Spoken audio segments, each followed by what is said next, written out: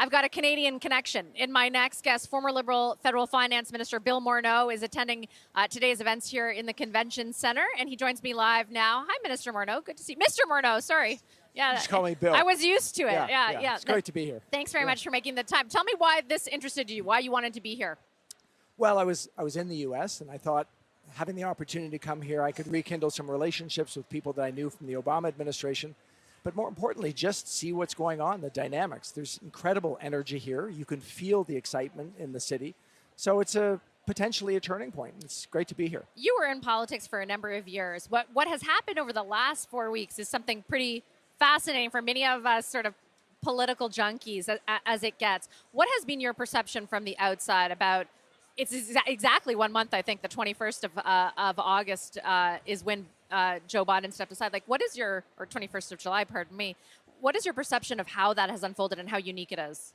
Well, it's pretty unbelievable. I mean, we can all think back to where we were not that many weeks ago and find this just incredible. You can watch and see how much energy there is. But that said, I think it's really important to recognize that this is a very close election, that we, by no stretch of the imagination, have a sense of where it's going to end. There are many potential twists and turns ahead of us. And as a Canadian, I think it's really imperative that we think about how we're going to work with whoever ends up in the White House and get the relationships with both sides. I'm glad you brought that up. I get that question from a lot of Canadians. Why are you guys here? Why do you care so much about what's happening in the U.S.? You held one of the most senior cabinet portfolios you can hold during a very tumultuous time between our two countries where our economy essentially was on the line through our free trade agreement. What would you say to that question about why this matters? Well, this matters enormously because obviously we need to have a relationship with whoever is going to end up as the leader effectively of the global economy as well as the United States. So it's really critical that those relationships are formed early on, that we understand where the teams are going. But I think we should not forget that in both parties, there's a significant trend towards more protectionism. There's a significant trend to rethinking trading relationships. It's not just the Republican Party, it's both parties. And so we'll have to be thinking about how are we going to make sure that we're presented in a way that creates advantage for Canada, to either party, whoever's in the White House. What do you think the key to that is? Like, what do you think the key to convincing either party of that is, based on your experience as finance minister? Well, among the things that I can say, look back on with pride, is the way that we renegotiated NAFTA. It was an all hands on deck effort. It wasn't just the federal government. Provincial premiers were engaged.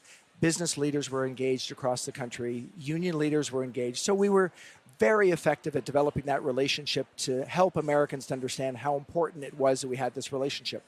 Now, that said, 2.0 can't be the same. We're in a different world today than we were 6 years ago. The change in terms of American protectionist policy is significant. The world is a much more challenging place than it was then. So what do we need to do now? We need to do what we did before, make sure those relationships are strong, make sure people understand the important relationship. They get it today on a day when we see the challenges with our rail system. But on top of that, we need to think about what really matters to Americans. We need to think substantively about our approach to defense. The world's more dangerous. We are not meeting up to the challenges that we need to meet up to as a country. So we need to think about that hard. That matters enormously to the United States. And there are other things. We need to think about how are we going to work with the United States on China? How aligned will we be? There are things that are substantively important to the next president of the United States. And whether it's her or him, we need to make sure that they understand that Canada is playing with them. It's interesting you bring up defense. I remember recently interviewing the ambassador at the time, David McNaughton, who said the exact same thing. It's security. Like, we are always talking about trade and we are always talking about the significance of the trading relationship. But if you're going to send a message to the state, at the state or particularly the federal level, that you're taking their interests seriously, you've got to get more serious about defense. Do you think that's a fair assessment? I mean, we've now said we're going to meet the NATO target, but do you think that there could be more of a commitment demonstrated? Well, David and I are very aligned on this point. When the United States thinks about their allies, when they think about their partners, they want to see that they're stepping forward on security issues. And so clearly that was the way it was with the Trump administration.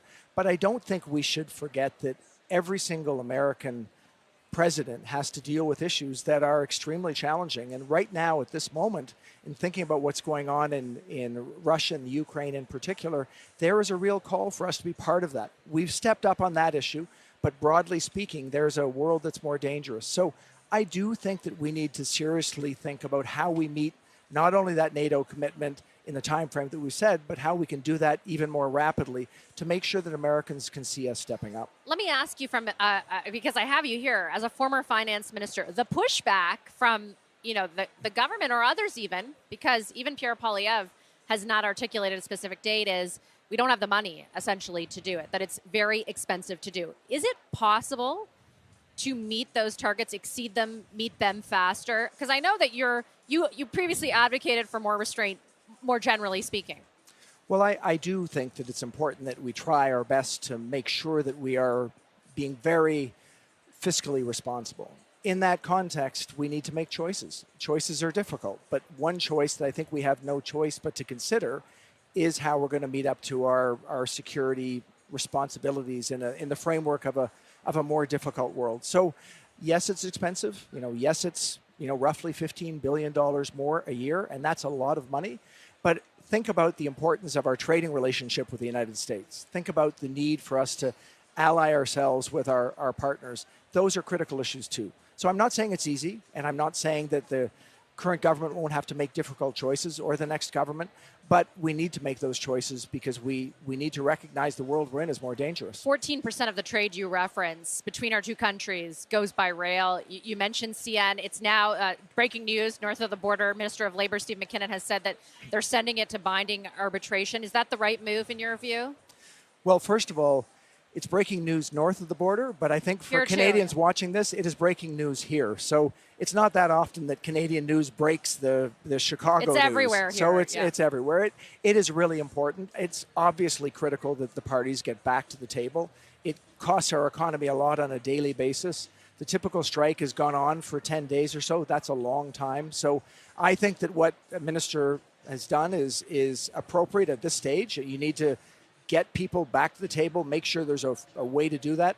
And they'll have to think about whether they take more dramatic action if they can't get to some sort of settlement soon. They're going to hesitate to do that because of their voting constituency to introduce back-to-work legislation, plus the logistics of reconvening Parliament. Do you think it has to be on the table? Like, would it be irresponsible to rule it out completely in your view?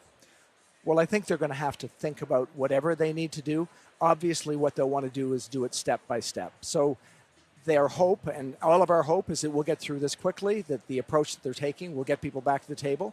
But you do have to consider all avenues when you've got something as important to our economy as this. Canadians rely on this. There would be challenges with inflation. There would be significant issues that would come to our economy if we can't get through this quickly. I'll circle back to end here where we started and ask you, I know you don't love weighing in on politics so much now that you're out of the fray, but I think it has, we were remarking on how remarkable it was, what's transpired over the last 4 weeks. The idea of the renewed enthusiasm here because the leader stepped aside is certainly one that has a lot of Canadians asking whether the same thing could happen with the Liberal Party. Do you think it should be something that the Liberals consider? Well, I think that that's a decision that in our system, the Prime Minister is the only one who can take that decision. I do think we need to be realistic, though. We've gone through a period of significant inflation. It's harder for people. It's just a significant challenge when wages don't keep up with inflation. And so that's the frame. There's a general air of pessimism. This is really great here, seeing the optimistic moment that we're in Chicago today. But I think we need to recognize that the world is a more challenging place, and that's why people are feeling anxious. So in that context, it's hard for incumbent governments. I don't know if there's a magic bullet, but that is the frame that the government currently has to be thinking about. Are you worried at all about the current direction of this government, given the current fiscal sort of issues and economic issues and cost of living issues?